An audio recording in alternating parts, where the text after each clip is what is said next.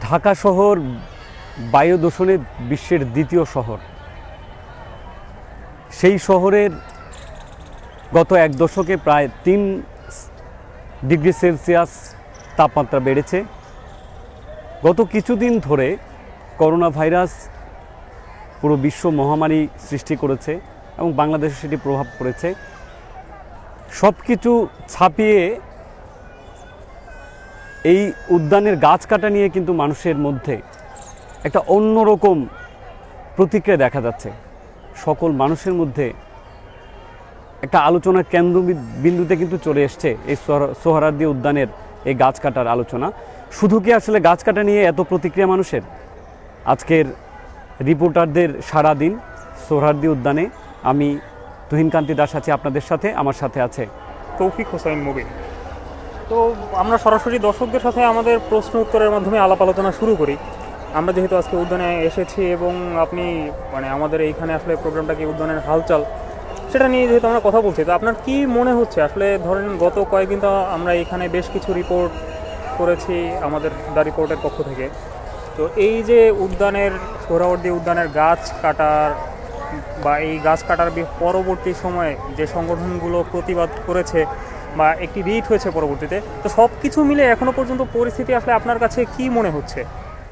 গতকালকে মূলত এই যে গাছ কাটা নিয়ে যে ধরনের আলোচনা উঠে আসে এবং আমরা দেখেছি গত এক সপ্তাহ ধরে দর্শক যে এখানে পরিবেশবাদী মানুষেরা, বিশ্ববিদ্যালয়ের ছাত্ররা, শিল্পী, কবি সবাই আসলে এক ধরনের প্রতিবাদী অবস্থানের মধ্য দিয়ে গিয়েছে এবং এখানে বিভিন্ন সংগঠন এবং ব্যক্তি মানুষেরা কিন্তু প্রতিবাদ করছিলেন যে এখানে গাছ কেটে আসলে যেটা মূলত হচ্ছে সেটা হচ্ছে রেস্টুরেন্ট এবং ওয়াকওয়ে এখানে তৈরি হচ্ছে এবং তার বাইরে যেটা হচ্ছে 570টা গাড়ির আসলে এখানে পার্কিংয়ের ব্যবস্থা হচ্ছে।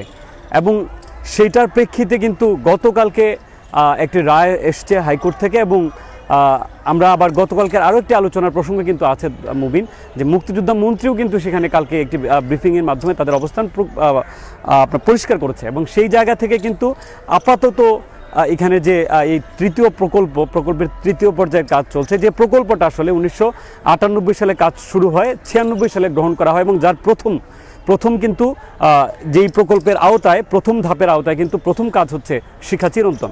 তো আমরা দেখছি যে মানুষ কিন্তু প্রতিবাদ করেছে এবং গতকালকে হাইকোর্টের রায় এবং মুক্তিযোদ্ধা মন্ত্রীর যে ব্রিফিং সেই তারপরে কিন্তু কিছুটা এই জায়গায় প্রতিবাদ বা এই যে অবস্থাটা সেই অবস্থাটা কিছুটা আসলে সংক্ষিপ্ত হয়ে এসেছে। এইখানে সংক্ষিপ্ত হওয়া বলতে যা বোঝায়, পরিবেশবাদী সংগঠন এখনও পর্যন্ত এখানে যারা প্রতিবাদ করেছেন বা অন্যান্য ঢাকা বিশ্ববিদ্যালয়ের যেসব সংগঠন, বাইরের যেসব সংগঠন, সবাই বলছেন যে এখানে গাছ কাটার মাধ্যমে পরিবেশ ধ্বংস করা হচ্ছে। কিন্তু গণপূর্ত মন্ত্রণালয়ের একটি বক্তব্যে আমি দেখেছি যে আসলে তাদের যে প্রকল্পটি সেখানে ইতিহাস বিজড়িত কিছু স্থাপনা নির্মাণ করা হবে এবং একদম না কাটলেই না সেই ধরনের কিছু গাছ আসলে কাটা হচ্ছে। তো এই ব্যাপার আসলে আপনার কি মনে হচ্ছে? যে দেখেন তৌফিক মুবিন, এটা খুব স্পষ্টভাবে আপনাকে একটা কথা বলে, যেমন কালকে যে মন্ত্রী যে ব্রিফিং সেখান থেকে বলেছে যে 50টি গাছ কাটা হয়েছে এবং আরও 50টি গাছ কাটা হবে এবং তার পরবর্তীতে আরও 1000টি গাছ লাগানো বর্ষায়, আগামী বর্ষাতে লাগানো হবে বলে বলা হয়েছে। একটা জিনিস কি দেখেন যে আপনি যে হাইকোর্টের যে রিট যে আইনি নোটিশের পরে নোটিশ দেওয়া হয়েছিল 3 জনকে, সেটা হচ্ছে মুক্তিযোদ্ধা মন্ত্রণালয়ের সচিব এবং গণপূর্তের প্রধান প্রকৌশলী এবং হচ্ছে এই কাজের সাথে এই টোটাল প্রকল্পের যে প্রধান স্থপতি, তাদের 3 জনকে, এবং সেটার প্রেক্ষিতে কিন্তু কালকে আসলে রায়টি আসে এবং মুক্তিযোদ্ধা মন্ত্রীর ব্রিফিং। দেখেন মূলত যে প্রেক্ষিতে হাইকোর্ট রায়টি দিয়েছে সেটা হচ্ছে 2009 সালের যে হাইকোর্টের যে নির্দেশনা সেটা অবমাননার জন্যই মূলত সে আইনি নোটিশ পাঠিয়েছিল। এখন অবমাননার জায়গাটি কেমন দেখেন যে সেখানে যে স্পষ্ট ব্যাখ্যা ছিল যে বাংলাদেশের মুক্তিযুদ্ধের স্মৃতি বিজড়িত জায়গা এটি।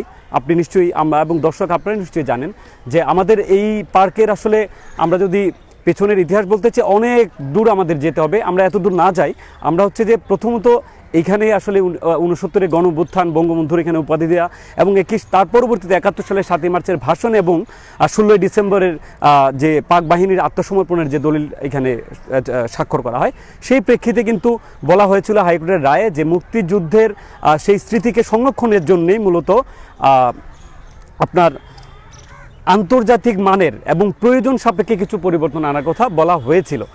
এখন দেখেন যে আসলে মুক্তিযুদ্ধের চেতনা বা হচ্ছে আপনার স্মৃতিকে সংরক্ষণের জন্যে আসলে যেটা এখানে যে রেস্টুরেন্ট কতটুকু দরকার আসলে আমি এটা আপনার কাছে এই প্রশ্নটা রাখতে চাই এবং কিন্তু একই সাথে আসলে, এখানে রাস্তার জন্য ওয়াকওয়ে বলছে, তো রাস্তার জন্য আসলে এই পার্কে কিন্তু আমরা অনেকদিন ধরে আসলে এই পার্কে আমরা আসা যাওয়া করছি। দেখেন ভালো কিন্তু মানে এই ছোটোখাটো রাস্তা আছে, এটা কিন্তু খুব একটা যে মানুষের চলাফেরায় সমস্যা হচ্ছে ব্যাপারটা কিন্তু এমন না তৌফিক। তো সেই জায়গা থেকে আপনি যে প্রশ্নটা আমাকে করছিলেন, যে আমি বরঞ্চ আপনাকে প্রশ্নটা করতে চাই যে আসলে রেস্টুরেন্ট এবং হচ্ছে ওয়াকওয়ে কিংবা হচ্ছে এখানে পার্ক, গাড়ির পার্ক, এইটার সাথে আসলে মুক্তিযুদ্ধের স্মৃতির কতটুকু বা স্মৃতির সংরক্ষণের সম্পর্কটা কোন জায়গায়? আচ্ছা দেখুন, আপনার প্রশ্নের উত্তরে যদি আমি বলি যে আসলে এখানে তো প্রচুর মানুষ প্রত্যেক দিন আসেন সারা বাংলাদেশের নানান জায়গা থেকে, তো স্বাভাবিকভাবেই এখানে প্রচুর ভিড় হয় এবং যেহেতু এটা একটা স্মৃতি বিজড়িত ঐতিহাসিক একটা জায়গা, তো মানুষ তার নিজস্ব আগ্রহের জায়গা থেকে, ইতিহাসকে জানার জায়গা থেকে এখানে ঘুরতে আসে। তো আমাদের দর্শকরাও নিশ্চয়ই আসেন, তো এসে হঠাৎ করে হয়তোবা অনেক সময় দেখেন যে এখানে আসলে তাদের সারাদিন ঘোরার পরে বা সারাদিন নানান জায়গা ঘুরে দেখার পর তাদের যে বিশ্রাম নেওয়ার যে জায়গাটা দরকার, বা একটু চা খাবেন ওনারা, একটু রেস্ট নেবেন তাদের পরিবার সহ, সেই রকম জায়গার আসলে এখানে একটু অভাব বলা চলে। কারণ আপনার হয়তোবা দর্শকরা এখানে বসতে পারছে গাছের নিচে, কিন্তু তারা স্ন্যাক্সটা খেতে পারছে না। তারা সারাদিন পরিবার নিয়ে আসার পর ওই রিল্যাক্সেশনের জায়গা তো তাদের কিছু দরকার। আপনার কি মনে হচ্ছে? তৌফিক মুবিন, আমি আপনার সাথে এই কথাটার সাথে একটু সংযুক্ত করতে চাই। মানে এই জায়গায় দেখেন, আমি একটু আগে কথা বলছিলাম বাংলাদেশ ইনস্টিটিউট অফ প্ল্যানার্স ভিআইপির সাধারণ সম্পাদকের সাথে, আদিল মোহাম্মদ খান। তিনি বলছিলেন যে অনেকগুলো ব্যাপার কিন্তু এই গাছ কাটা তো আসলে একটা প্রতীকী রূপে মানুষের কাছে, মানে এই সারা শহরের মানুষই কিন্তু প্রতিবাদ করছে এবং সারা দেশের মানুষই কার্যত প্রতিবাদ করছে আর কি গাছ কাটার বিরুদ্ধে। এই জায়গা থেকে উনি কিন্তু আমাকে যেটা বললেন যে অনেকগুলো আইনের কিন্তু পরিপন্থী এবং সেটা অনেকগুলো আইনকে হচ্ছে তারা এটা লঙ্ঘন করছে, বিশেষ করে। কিন্তু আমি যতটুকু জানি যে হাইকোর্টের 2009 সালের এক রায়ে কোনো একটা আইনে বলা হয়েছে, আমার একদম সঠিক একটা রায় দিয়েছিলেন, মনে নেই, কিন্তু একটা রায় রিটের পরিপ্রেক্ষিতে রায়টি দিয়েছিলেন। তো যে রায়ে বলা আছে যে হচ্ছে প্রয়োজন সাপেক্ষে উন্নয়নের স্বার্থে আপনি কিছু শ্রেণী, খোলা জায়গা, উন্মুক্ত স্থান বা উদ্যানের কিছু শ্রেণী যেগুলো একদম পরিবর্তন না করলেই না, সেগুলো আপনি পরিবর্তন করতে পারবেন। এবং আমি যদি আরও একটু বলি, সেই ক্ষেত্রে গণপূর্ত মন্ত্রণালয়ের একজন সচিব গতকালকে গণমাধ্যমে তার বক্তব্য এসেছে, তো তিনি বলছেন যে আসলে পরিবেশবাদী সংগঠন বা এখানে যারা আছেন, তিনি আসলে এক ধরনের দাবি করেছেন যে এখানে পরিবেশবাদী সংগঠনরা এক ধরনের বিভ্রান্তি ছড়াচ্ছেন, যে এখানে আসলে রেস্টুরেন্ট নির্মাণ হচ্ছে না, যেটা নির্মাণ হচ্ছে কিছু ফুড কোর্ট। সেই ফুড কোর্টগুলোতে মানুষ দাঁড়িয়ে খেতে পারবে কিন্তু বসতে পারবে না, শুধুমাত্র কফি এবং হালকা নাস্তার ব্যবস্থা থাকবে। আমি আপনার সাথে এই কথার সাথে দেখেন, আপনি যদি ওই প্রেক্ষিতে আপনাকে যদি আমি বলি যে এখানে আপনাকে আমি অনেকভাবে আসলে আপনার বক্তব্যকে খণ্ডানো যায়, বা আপনার বক্তব্য তো নয়, বক্তব্যটি হচ্ছে আসলে গণপূর্তের সচিবের। দেখেন, প্রথমত কথা হচ্ছে যে আপনি যদি আপনার মুক্তিযুদ্ধের স্মৃতি কিংবা হচ্ছে স্মৃতি বিজড়িত জায়গা এবং সেটার ইতিহাস ঐতিহ্যের সাথে নতুন প্রজন্মকে পরিচয় করাতে চান, আপনি যদি এই জায়গার যে সামগ্রিক কাঠামো সেটা যদি আপনি পরিবর্তন করে ফেলেন, তাহলে সে কি আসলে সেই যে আপনি যে স্মৃতি বিজড়িত জায়গার কথা বলছেন সেই জায়গাটাকে সে পাচ্ছে? একটি প্রশ্ন থাকলো আপনার কাছে। দ্বিতীয় কথাটি দেখেন, আমরা যেখানে দাঁড়িয়ে কথা বলছি এই জায়গায় থেকে কিন্তু প্রতিবাদ হচ্ছে এবং আমাদের কিন্তু পাশেই দেখেন এইখানে ফুড কোর্টটি রয়েছে। আপনার কি মনে হচ্ছে যে এটা কি আসলে একেবারে যে ওনারা যেভাবে ব্যাখ্যা দিচ্ছেন একেবারে ছোট পরিসরের ব্যাপারটা হয়েছে? আমি আইনগতভাবে আরেকটা জায়গায় যেতে চাই, যে দেখেন যে আমাদের এই ঢাকা শহরের মধ্যে আপনি যখন বড় ধরনের স্থাপনা করতে যাবেন, সেটারও কিন্তু বিধিমালা রয়েছে। সেই বিধিমালাতেও কিন্তু লঙ্ঘন করে সেটা বাংলাদেশের প্রাকৃতিক জলাধার সংরক্ষণ আইন 2000 সালের, সেই আইনও কিন্তু এখানে লঙ্ঘন করে। আপনি ঢাকা শহরের বর্তমান যে সবুজের অবস্থা, আমার তো ধারণা মানুষের মধ্যে যে এত প্রতিক্রিয়া, এটার প্রধান কারণ আসলে আপনি কিছুদিন আগে কিন্তু আমাদের মিডিয়া পাড়ায় সবচেয়ে আলোচিত ইস্যু ছিল যে ঢাকা শহরের বাতাসে মিথেন গ্যাস উড়ে বেড়াচ্ছে। সব কিছু মিলে আসলে মানুষের মধ্যে এই যে প্রতিক্রিয়াটা এসছে। আমি যে প্রশ্নটা আপনার কাছে রাখতে চাই, যে এখানে 7টা ফুড কোর্টের কথা বলা হচ্ছে এখন, এবং সেটার সেই ইয়াটা কেমন, আমি যখন আমাকে আদিল মোহাম্মদ খান তিনি বলছিলেন যে ছোট পরিসরে ফুচকার দোকানের মতো করে ছোট পরিসরে কিছু জায়গা থাকতে পারে। কিন্তু দেখেন আমার এই উদ্যানের মধ্যে কিন্তু এখন কিন্তু বর্তমান উদ্যানের যে পুরো পরিসর মিলে কিন্তু এখানে প্রায় 37% কিন্তু কংক্রিটের দখলে, যেখানে আমাদের আইন বলে যেখানে 5% বেশি আসলে সেটা হওয়া উচিত না। আমি আপনাকে টু দ্য পয়েন্টে যে কথাগুলো বলেছি যে ওয়াকওয়ে কিন্তু এখানে মানুষ চলাচল করতে পারছে না, ব্যাপারটা কিন্তু এমন না, চলাচল কিন্তু করছে মানুষ। আপনার ছোটোখাটো যদি কিছু করতে হয় তাহলে সমস্যা নেই, তো সবাই সেটা বলছে। এবং আপনি উন্নয়নের দোহাই দিয়ে এবং মুক্তিযুদ্ধের স্মৃতি বিজড়িত জায়গার দোহাই দিয়ে আপনি যেটা করছেন, অনেকে এই কথাও বলছে। আপনাকে পাল্টা প্রশ্ন করলাম, অনেকে বলছে যে আপনি মুক্তিযুদ্ধের চেতনার দোহাই দিয়ে মূলত এখানে আপনি ব্যবসায়ের জন্য এখানে আপনি রেস্টুরেন্টগুলো নির্মাণ করছেন, এখানে আপনি 570টি গাড়ির পার্কিংয়ের ব্যবস্থা করছেন। এটার প্রধান লক্ষ্য হচ্ছে এই গাড়িগুলো এখানে থাকবে, এখান থেকে আপনি একটা ভাড়া কাটবেন। আমি আপনাকে হাইকোর্টের যে নির্দেশনা, সেই নির্দেশনায় কিন্তু বলা হয়েছিল 10টি স্থাপনার কথা, যেগুলোকে আপনি যেগুলোর জন্য কিছুটা আপনি বলছিলেন যে প্রয়োজন হলে কিছুটা পরিবর্তন করা যাবে। আপনি ইতিমধ্যেই 50টি গাছ কাটা হয়েছে, আরও 50টি গাছ কাটবেন, সেটা আপনি বলছেন। কী কারণে কাটবেন? তার কারণ হচ্ছে যে আপনি কিছুটা সুবিধা করে দিতে চান। শুধুমাত্র গাছ কাটার প্রসঙ্গ না, আপনার এতক্ষণ যে কথাগুলো আমি শুনলাম যে এখানে যে গাছ কাটা হচ্ছে সেই বিষয়ে নানান ধরনের প্রতিক্রিয়া আসছে। প্রতিক্রিয়া যে কোনো ধরনের কাজেই তো আসা আসলে স্বাভাবিক, অবশ্যই। যদি বলি প্রত্যেকটা কাজেরই হচ্ছে কিছু নেতিবাচক দিক থেকে যায় শেষ পর্যন্ত। তো একই সাথে আবার গণপূর্ত মন্ত্রণালয়ে, মুক্তিযুদ্ধ মন্ত্রণালয়ে তারা বলছেন যে এখানে যে গাছ কাটা হবে সেই গাছের পরিবর্তে আরও 1300 গাছ লাগানো হবে। বিভিন্ন গণমাধ্যমে এসেছে, হ্যাঁ আপনি হয়তোবা দেখেছেন। হ্যাঁ, আমিও শুনেছি, আমিও মানে সেটা দেখেছি। আমাদের দর্শকরাও হয়তোবা দেখেছেন বা শুনেছেন খবরে। তো এই যে হচ্ছে 1300 গাছ লাগানো হবে, তো গাছ যেগুলো কাটা হচ্ছে সেই কাটা জায়গাগুলো তো আসলে মানে পূরণ হয়ে যাচ্ছে আসলে।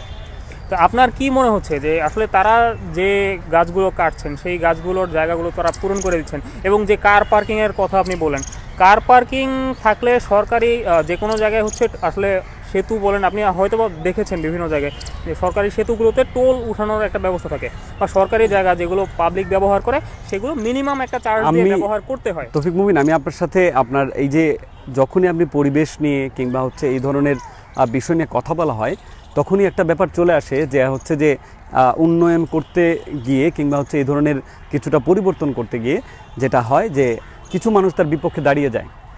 আমার কথা হচ্ছে দেখেন, আপনার এই যে বিরুদ্ধে দাঁড়াচ্ছে সেই বিরুদ্ধে দাঁড়ানোটাকে আপনি শুধুমাত্র দেখছেন, কিন্তু আমরা যদি সেই বিরুদ্ধে দাঁড়ানোর অবস্থানটাকে না দেখে বরং কোন পয়েন্টে কোন যুক্তিতে সে দাঁড়াচ্ছে সেটা যদি আমরা খেয়াল করি তাহলে কিন্তু আমাদেরকে একটু সুবিধা হয় আলোচনায় যেতে আর কি।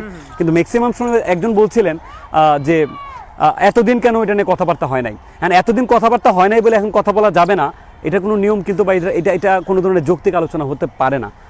আমি আপনাকে একেবারে স্পষ্টভাবে যে কথাটি বলতে চাই, দেখেন এইখানে যে গাছগুলো কাটা হচ্ছে আপনি সারা বিশ্বের এখন আমি কিছুক্ষণ আগে আরেকজন পরিবেশবিদের সাথে আমার কথা হচ্ছিল, তিনি বলছিলেন এখন এই বর্তমান সময়ে বিশেষ করে কয়েক বছরের মধ্যে যেসব উন্নয়নমূলক পরিকল্পনাগুলো নেওয়া হয়েছে ম্যাক্সিমাম সবগুলো শুধু সোহরাওয়ার্দী উদ্যান না, কিন্তু বিভিন্ন পার্কে এগুলো হচ্ছে এবং খেলার মাঠগুলো তো একই কাজ হচ্ছে। সেই জায়গাতে যেটা করা হচ্ছে যে সেখানের যে সবুজায়নটাকে আসলে খুব গুরুত্বে নেই, এবং যারা এটা প্রতিবাদ করছে তাদের প্রধান কথা হচ্ছে যে আপনি আমাদের যে খেলার মাঠগুলো রয়েছে সেই মাঠগুলোতেও কিন্তু দেখবেন আপনি ছোট ছোট যে মাঠগুলো রয়েছে ঢাকা শহরে বিভিন্ন জায়গায়, একটা স্কুলের মধ্যে খেলার মাঠ নেই, একটা এলাকাতে ছোট্ট একটা খেলার মাঠ আছে, সেই মাঠের পাশে আপনি নিশ্চয়ই ঢাকা শহরে চলাফেরা করেন। আমি দেখেছি, আমি মোহাম্মদপুরে এখন থাকি এবং আরও অন্যান্য জায়গায় দেখেছি যে খেলার মাঠের পাশে একটা বড় স্থাপনা, কফি শপ কিংবা হচ্ছে এই ধরনের ফুড কর্নার। এখন আপনাকে আমি একবারে নৈতিকভাবে একটা প্রশ্ন করতে চাই, আপনি খেলা দেখতে গিয়েছেন নাকি এখানে আপনি একটু শৌখিনভাবে বসে একটু চা কফি খাবেন? মানে খেলা যে আপনি খেলাটাকেও যদি অনুভব করতে চান কিংবা পার্কের সবুজটাকে অনুভব করার জন্য আসলে আপনি ফুডকোর্টের জায়গার তো অভাব নেই ভাই বাংলাদেশের। আপনি ঢাকা শহরে এই জায়গা থেকে বের হওয়ার পরে শাহবাগ, চানখারপুল, ওই পাশে যান, সব জায়গায় প্রচুর রেস্টুরেন্ট আছে।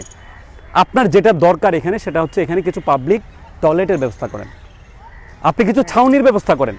কিন্তু আপনি এটাকে আমি তো বলতেই পারি যেগুলো একেবারেই প্রকল্পের নামে এক ধরনের ব্যবসায়িক আসলে পরিকল্পনা এবং ব্যবসা এক স্বার্থে করাচ্ছেন, আমার কথা নয়, এটা যারা বিশেষজ্ঞরা আছেন তারা বলছেন। এখানে যারা কাজ করছেন প্রকল্পে যারা সংযুক্ত তারাও তো অনেকেই এর মধ্যে নগর পরিকল্পনাবিদ বা সরকার সংশ্লিষ্ট লোকজন যারা এই ধরনের পরিকল্পনার সাথে কাজ করে থাকেন। তো তারা যেহেতু এই কাজগুলো করছেন, এবং আমরা দেখেছি যে মুক্তিযুদ্ধমন্ত্রী একটা ব্রিফিংয়ে অলরেডি বলেছেন যে, গতকালকে ব্রিফিংটা কিন্তু হয়েছে, যে এখানে যে গাছ কাটা হচ্ছে সেগুলো যদি পরিবেশ বিরোধী হয়ে থাকে তাহলে এখানে যারা এই নকশাটি করেছেন তাদের সাথে কথা বলে প্রয়োজন বোধে তিনি এই নকশা পরিবর্তন করবেন। আমি আপনাকে এখন প্রশ্ন করি, আপনার কিছু আইন রয়েছে, বাংলাদেশের সংবিধান স্বীকৃত কিছু আইন রয়েছে, সেই আইনের যে জায়গা থেকে আপনার কিন্তু এই পার্ক এলাকাতে বা উদ্যান এইসব জায়গায় যখন আপনি কোনো ধরনের কংক্রিটের উন্নয়ন পরিকল্পনায় যাবেন, তখন কিন্তু আপনার গণশুনানির মানে এটার সাথে যারা অংশীজনরা আছেন তাদের সাথে কিন্তু গণশুনানি করার একটা ব্যাপার রয়েছে। সেই বিষয়টি কিন্তু এখানে আসে না, এটা একটা বড় অভিযোগের জায়গা। আমি যদি আরেকটু বলি, সেই ক্ষেত্রে এই যে একটু আগে আমি 2009-এর একটি আইনের কথা বলছিলাম, হাইকোর্টের ওই রায়ের 2009-এর এই আইনটিতে বলা হয়েছে যে আপনি প্রয়োজন বোধে উদ্যানের যে শ্রেণী, বিশেষভাবে কিছু কিছু জায়গা, যে জায়গাগুলো আপনি পরিবর্তন করতে পারবেন বা পরিবর্তন করলে খুব বেশি আসলে ক্ষতি হবে না, সেই জায়গাগুলো আপনি পরিবর্তন করতে পারবেন। এবং সেই জায়গা থেকে তো আসলে সরকার বা সংশ্লিষ্ট মন্ত্রণালয়, অধিদপ্তর যারাই রয়েছেন এই প্রকল্পে, তারা তো চিন্তা আসলে করতেও পারেন যে না, এখানে যেহেতু এটা একটা ঐতিহাসিক জায়গা এবং এখানে বাংলাদেশ থেকে সারা বাংলাদেশের নানান জায়গা থেকে প্রচুর মানুষ ঘুরতে আসেন, স্বাভাবিকভাবেই তারা হয়তো বা অনেকেই শাহবাগ চিনবেন না, কেউ চানখারপুল চিনবেন না, স্বাভাবিক। আশেপাশের ফুডকোর্টগুলো তারা অনেকে নাই চিনতে পারেন। এইখানে এই জায়গাটিতে তারা যেহেতু ঘুরতে আসবেন তাদের পরিজন নিয়ে, তাদের এই জায়গাটিতে হেঁটে ওই পর্যন্ত যাওয়ার আগে এই জায়গাটিতে কিছু আপনি শুধুমাত্র একটা পয়েন্টে আলাপ করছেন, মানে একটা জায়গায় আপনি যাচ্ছেন বারবার। আপনি বলতে আমি বোঝাচ্ছি যে আমাদের যারা এইসব পরিকল্পনার সাথে সম্পৃক্ত তাদের কথা।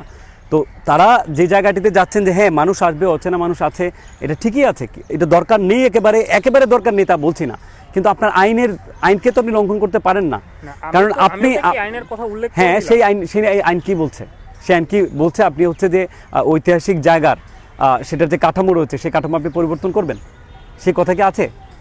সেটার পরিবর্তন করার জন্য কিন্তু বলছে আপনাকে যে ঢাকা শহরের মধ্যে ভারী স্থাপনা করতে গেলে আপনার সেটার যে নিয়ম, সেই আইনের যে ধারা, সেই ধারায় বলছে যে খোলা মাঠ কিংবা হচ্ছে এই ধরনের যেসব পার্ক রয়েছে এইসব জায়গায় পরিবর্তন আপনি কংক্রিটের নির্মাণের ক্ষেত্রে আপনাকে 5% বেশি সেই সামগ্রিক যে অবস্থা তার বেশি করতে পারবেন না।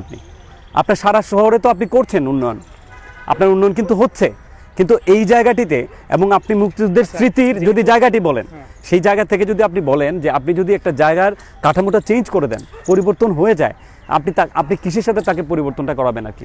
আপনার নিজের, যদি আমি আবার একটু বলি যে আচ্ছা, আমি আমার কথাটা শেষ করে নিই তৌফিক আপনার সাথে, আমার যে মানে জায়গাটা ছিল এখানে কিন্তু স্পষ্ট একটা জিনিস চলে আসছে, দর্শক আপনারাও বিচার করবেন যে প্রথম যে আলোচনাটা আসছে যে আমরা এই গতকালকের আলোচনা থেকে আমরা মানে যে ব্রিফিংটা করেছেন মন্ত্রণালয় থেকে, সেখান থেকে কিন্তু আমরা পরিষ্কার হয়েছি যে এখন পর্যন্ত আসলে এই প্রকল্পের সাথে এত স্পর্শকাতর একটি প্রকল্প, এই বাংলাদেশের মুক্তিযুদ্ধের ইতিহাসের সাথে যার সম্পৃক্ততা, এই উদ্যান থেকেই মূলত স্বাধীনতার ঘোষণা আসে, সেই স্পর্শকাতর জায়গায় আপনি প্রকল্প করছেন, সেখানে আপনার বিশেষজ্ঞ নেই। এটা কোন ধরনের উন্নয়ন পরিকল্পনা? আপনি বিশ্বের বিভিন্ন জায়গার সাথে আপনার উন্নয়ন বরণ নিয়ে আলাপ করছেন, আলোচনা করছেন, তুলনা করছেন, কিন্তু আপনার এইরকম স্পর্শকাতর জায়গায় একটি পরিকল্পনা, আপনি একটি প্রকল্প নিয়ে কাজ করছেন, সেই কাজের মধ্যে আপনার বিশেষজ্ঞ থাকবে না কেন? এই প্রশ্নের উত্তরটা আপনি আমাকে দিতে পারবেন? নগর পরিকল্পনাবিদ যারা কাজ করেন প্রকল্প সংশ্লিষ্ট বিষয়ে, যেহেতু এখানে একটি মন্ত্রণালয় জড়িত, একটি না আসলে মোট 3টি সংস্থা জড়িত সরকারি, তার মধ্যে সিটি কর্পোরেশন একটি, গণপূর্ত মন্ত্রণালয় এবং মুক্তিযুদ্ধ মন্ত্রণালয়। গণপূর্ত মন্ত্রণালয় তো মূলত শহরের বা পৌর এলাকাগুলোর ভেতরে যে ধরনের প্রকল্পগুলো পরিচালিত হয়, সেই প্রকল্পগুলো তারা নিজ দায়িত্বে পরিচালনা করে থাকে। এখন যেহেতু এখানে একটা প্রকল্প পরিচালনা হচ্ছে এবং প্রকল্প পরিচালক আসলে একজন রয়েছেন, আমরা ধরে নিতে পারি স্বাভাবিকভাবেই হয়তোবা তারা বাইরে থেকে নগর পরিকল্পনাবিদ নেননি, কিন্তু কিছু পরিকল্পনাবিদ বা পরিবেশবিদদের সাথে তো তারা নিশ্চয়ই কথা বলেছেন এই প্রকল্পটি শুরু করার আগে। এবং আমরা যদি আরও একটু যুক্ত করি, এই প্রকল্পটি কিন্তু তৃতীয় পর্যায়ে, এই মুহূর্তে তৃতীয় পর্যায়ে, এই প্রকল্পটির আরও 2টি পর্যায় এর আগে সম্পূর্ণ হয়েছে। যেহেতু সম্পূর্ণ হয়েছে এবং ওই সময়ে আমরা জানি যে হচ্ছে কিছু পরিকল্পনাবিদ তাদের পরিকল্পনা জমা দিয়েছেন, পরবর্তীতে তারা যে কোনো কারণে এই পরিকল্পনার সাথে সংযুক্ত থাকেনি, কিন্তু এই তৃতীয় পর্যায়ে এসে আসলে একই প্রকল্পে কয়েকজন নগর পরিকল্পনাবিদের আলাদা করে নিশ্চয়ই ওইভাবে পরিকল্পনা নেওয়ার দরকার নেই। বা আরেকটু যদি আমি বলি, সেই ক্ষেত্রে এইখানে শুধুমাত্র যে কিছু ফুড কোর্ট স্থাপিত হবে তাও তো না।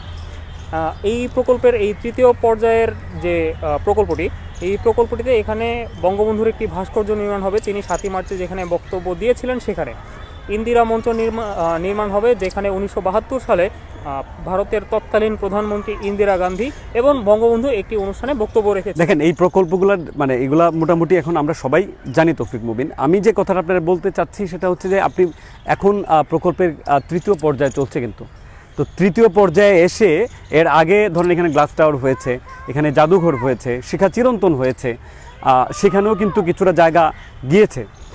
সেই জায়গায় কিন্তু আজকের যে প্রতিবাদের জায়গাটা আসছে বা প্রতিক্রিয়ার জায়গাটা আসছে সেটা কিন্তু ওইগুলোতে আসেনি। আমি আপনার কথাতে আপনাকে বলছি যে তৃতীয় পর্যায়ে এসে কেন এত আলোচনা হচ্ছে? আপনার কি মনে হয় শুধুমাত্র এই প্রকল্পের বিরোধিতা এটা, যেটা বারবার বলা হয়েছে? আমি এখনো পর্যন্ত যা দেখেছি, আমরা যদি একটু দর্শকদের সাথে কথা বলি, যে দর্শকরা হয়তো বা জানেন যে এখনো পর্যন্ত প্রতিবাদটা বেশি হচ্ছে শুধুমাত্র রেস্টুরেন্ট স্থাপিত হচ্ছে এই জায়গাটাতেই হচ্ছে আপত্তির জায়গাটা আসছে। তার কারণ হচ্ছে আপনি মুক্তিযুদ্ধের স্মৃতি সংরক্ষণের জন্য কোনোভাবেই কিন্তু আপনার রেস্টুরেন্টের দরকার হয় না। এবং আমি যদি একটু এখানে বলি যে মানুষ বারবার যেখানে ভুলটা করছে, আসলে এখানে তো আসলে কোনো রেস্টুরেন্ট স্থাপিত হচ্ছে না, কিছু ফুড কোর্ট স্থাপিত হচ্ছে, ছোট food court, coffee shop type, যেগুলোতে আপনি দাঁড়িয়ে কফি খেতে পারবেন, কিন্তু এখানে খুব বেশিক্ষণ দাঁড়িয়ে থাকতে পারবেন না। আলটিমেটলি রেস্তোরাঁ বলতে যা বোঝায় তা কিন্তু এখানে হচ্ছে না। এবং যদি বলি যে এখানে আসলে আপনি যে আলাপটি দিলেন, আমি আপনার সাথে এই জায়গায় একেবারে খুব ভালোভাবে আপনার একটা বিরোধিতা করছি এই জায়গাটা থেকে, যে এই যে উদ্যানটা, এই উদ্যানটি আসলে কি সরকারিভাবে এটা কিন্তু ঘোষিত একটি উদ্যান, কোনো ব্যবসায়ের কোনো ডেভেলপমেন্ট কর্পোরেশনের কোনো জায়গা নয়। এটা জাতীয়ভাবে বাংলাদেশের সংবিধান স্বীকৃত একটি পার্ক, যেখানে সাধারণ মানুষের অংশগ্রহণ থাকবে। এবং আপনাকে একটু হিস্ট্রি আমি আপনার সাথে শেয়ার করতে চাই। এই পার্ক কিন্তু যে রেসকোর্স ময়দান ছিল, তার কারণ আপনি নিশ্চয়ই জানার কথা দর্শক, এইখানে কিন্তু ব্রিটিশ ভারতের কিছু সৈন্যরা এখানে আসলে তাদের ঘোড়ার নিয়ে আসলে রেসে অংশগ্রহণ করতেন, এবং সেই জায়গাতে কিন্তু রেসকোর্স ময়দান বলা হতো এই জায়গাটিকে। এবং সেই জায়গা থেকে কিন্তু ওই সময় এবং তার আগে কখনোই এই পার্কে সাধারণ মানুষের খুব একটা আনাগোনা ছিল না। 69 সালে গণঅভ্যুত্থানের পরে যখন বঙ্গবন্ধুর উপাধি দেওয়া হয় এখানে এসে, এবং সেই জায়গা থেকে কিন্তু এখানে একেবারে সাধারণ মানুষের অংশগ্রহণ এবং আসা যাওয়া অবাধ চলাচলের জায়গা এটা হয়ে ওঠে। আপনি সেই জায়গাতে আপনি বলছেন ফুড কোর্ট, কেন ফুড কোর্ট? আপনার ফুড কোর্টের প্রধান লক্ষ্য কি আসলে? আপনি বলছেন ভাই, আমি তো এটুকু আপনার সন্দেহ করতে পারি, আপনি আসলে ফুড কোর্ট দিয়ে আসলে এই যে মুক্তিযুদ্ধের স্মৃতি সংরক্ষণের কিছু নেই।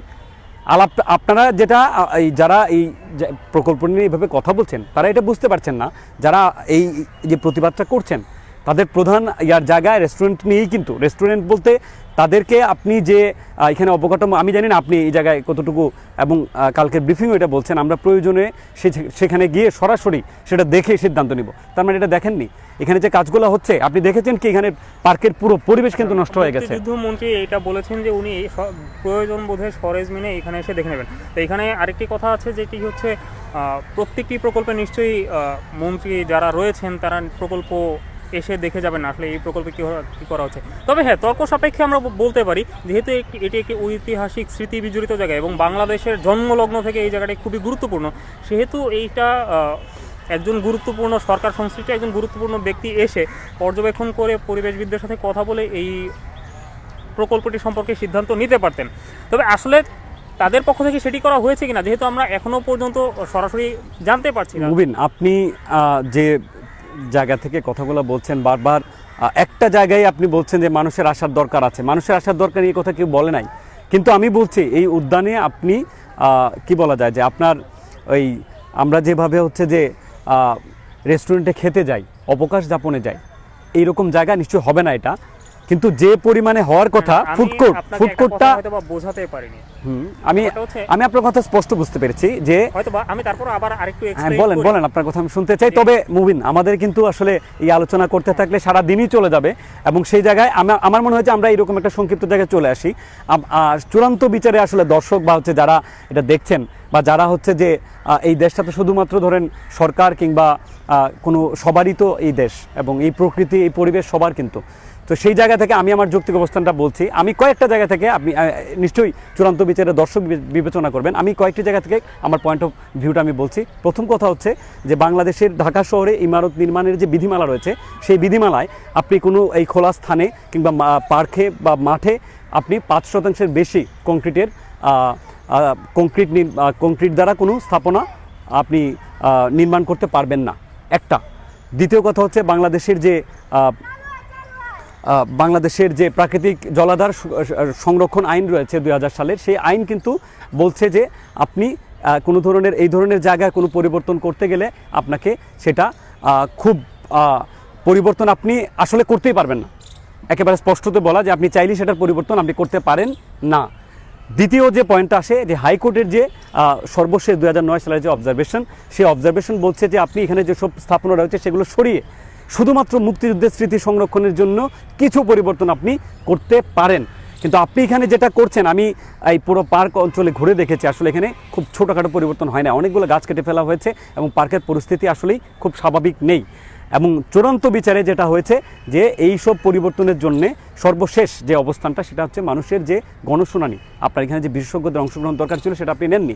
এই পয়েন্ট অফ ভিউ থেকে আপনি যতই বলেন এখানে দরকার আছে দরকার নেই, আমি বলছি না, বা আমরা যারা এই সব নিয়ে কথা বলছে তারা বলছে না। পয়েন্টটি দিয়ে আমাদের তো আসলে সময়ও আর খুব বেশি নেই যেহেতু, তো আমি সর্বশেষ একটি প্রশ্ন করে শেষ করতে চাই। আমি যেটি বলছিলাম যে আসলে এখানে পয়েন্ট আমি বারবার যেটি বলছিলাম, রেস্টুরেন্ট নির্মাণ কিন্তু আসলে মুক্তিযুদ্ধের স্মৃতির অংশ না, আমি সেটি বলিনি। আমি বলতে চাচ্ছিলাম যে এখানে যে স্মৃতি বিজড়িত অংশগুলো নির্মাণ করা হচ্ছে সেগুলো দেখতে যে দর্শনার্থীরা আসবেন তাদের সুবিধার্থে কিছু জায়গা হয়তো বা এখানে নির্মাণ করা হচ্ছে।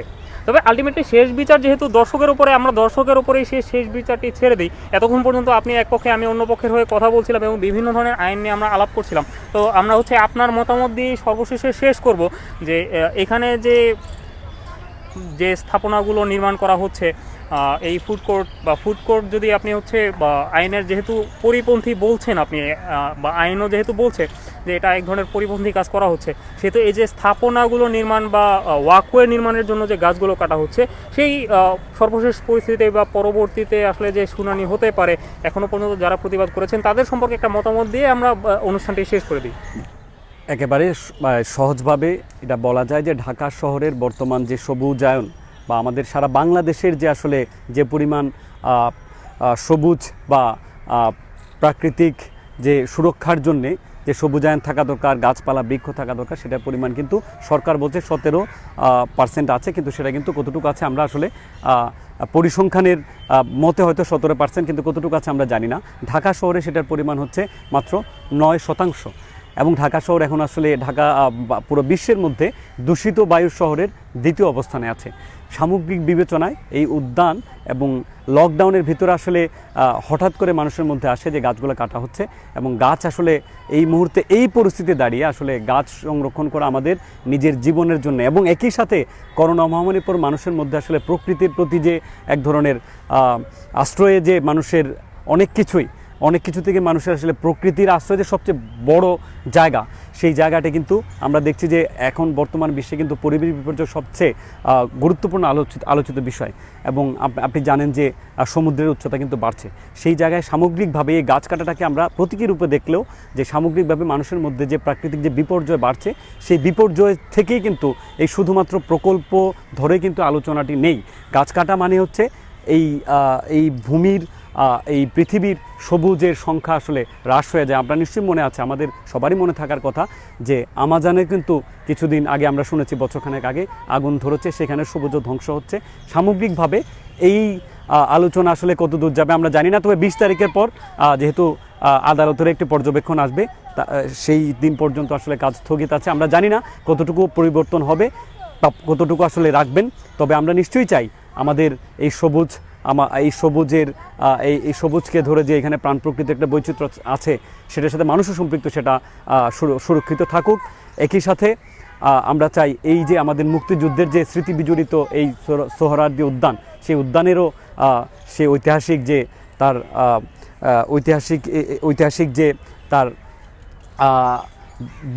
ঐতিহাসিক যে এই তার পার্কের যে ঐতিহাসিক গ্রহণযোগ্যতা স্থানটি রয়েছে, হ্যাঁ। সেই জায়গারও আসলে উন্নয়নের মাধ্যমে সেই জায়গার একেবারে বড় ধরনের কোনো পরিবর্তন না ঘটুক আমরা অপেক্ষায় থাকি। তবে অবশ্যই সোহরাওয়ার্দী উদ্যানের এই গাছ কাটা আসলে আমাদের সকলের যে একেবারেই যে এই বিশ্বব্যাপী যে আসলে পরিবেশের বিপর্যয়, সেই বিপর্যয়ই আসলে প্রতীকী রূপে গাছ কাটা থেকে শুরু হয়েছে। আমরা জানি না, অনেকেই বলছেন এই গাছ কাটা থেকে আসলে কত দূর যাবে মানুষের যে প্রতিক্রিয়া, এটা এখন আমরা জানি না, কারণ ঈদ শুরু হয়ে গেছে, মহামারী চলছে। আমরা দেখি মানুষের মধ্যে কিন্তু পরিবেশের প্রতি, পরিবেশ বান্ধব পৃথিবী গড়ার একটা নতুন একটা পৃথিবীর স্বপ্ন কিন্তু এখন আছে। সেই জায়গায় আসলে কত দূর যাবে এটা আমরা জানি না। আমরা অবশ্যই চাই এই পার্ক, বাংলাদেশের মুক্তিযুদ্ধ এবং এই পৃথিবী সুরক্ষিত থাকুক। আপনাদের সবাইকে রিপোর্টারদের সারাদিনে